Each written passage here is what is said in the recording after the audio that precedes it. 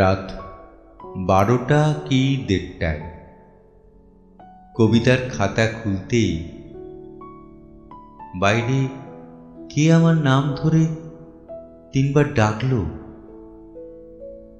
গলা চিনতে ভুল হবার কথা নয়, তবু একবার কেঁপে উঠি। এই তো তার আসবার সময়। বরাবরই তো সে রাত্রির রুটিনে পদাঘাত করে এসেছে। দুনিয়ার সমস্ত পুলিশ তাকে কর্নিশ করে, রিকশাওয়ালারা টুমটুম শব্দে হুল্লোড় তোলে, গ্যারাজমুখী ফাঁকা দোতলা বাসের ড্রাইভার তার সঙ্গে এক বোতল থেকে চুমুক দেয়। উঠে গিয়ে বারান্দায় উঁকি মেরে বলি, শক্তি, চলে এসো, দরজা খোলা আছে। খাঁকি প্যান্ট ও কালো জামা, মাথার চুল সাদা, মুঠোয় সিগারেট ধরা।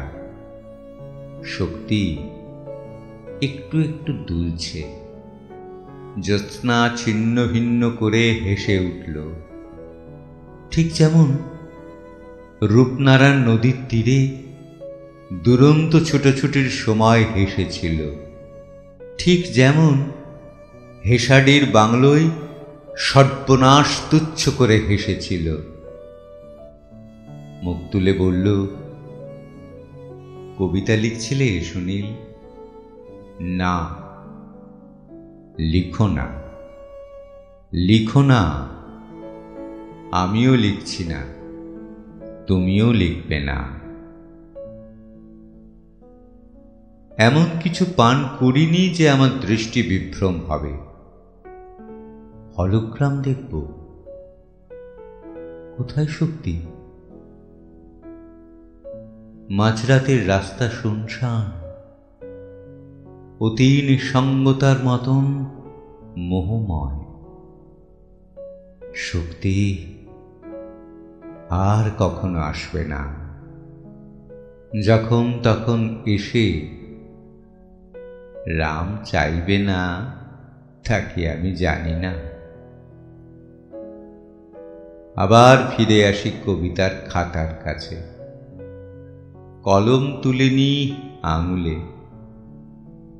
পরক্ষণেই সিগারেট ধরাতে গিয়ে দপদপ করে আগুন। মুখের মধ্যেও টের পায় আগুন। সমস্ত শব্দের মাত্রা ও ছন্দ হারিয়ে যায়। সাদা পৃষ্ঠা জল জল করে, শক্তি নেই। কবিকার সেই দুজনে মিলে লেখা লেখার খেলা হঠাৎ শেষ হয়ে গেল। আমি চুপ করে বসে থাকি। রাত্রি ঝরে পড়ে, যেন উঠছে আমাদের লেখাগুলির ছিন্ন পাতা। আমি চুপ করে বসে থাকি। সাদা দেওয়াল কানে তালা লাগিয়ে দিচ্ছে স্তব্ধতার বাজনা। খাকি প্যান্ট ও কালো জামা, সাদা চুল, মুঠোয় সিগারেট ধরা। শক্তি একটু একটু দুলছে। শক্তি একটু একটু দুলছে।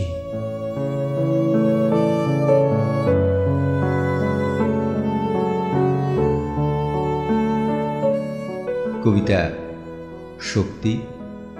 অবশ্যই শক্তি চট্টোপাধ্যায়কে উদ্দেশ্য করেই এই কবিতা লেখা। কবি বরেণ্য সাহিত্যিক সুনীল গঙ্গোপাধ্যায়।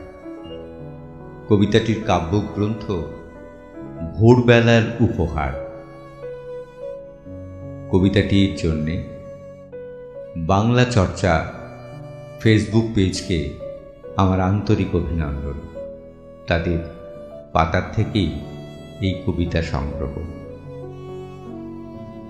কবিতা কণ্ঠে দেবাশিস নন্দী। নমস্কার।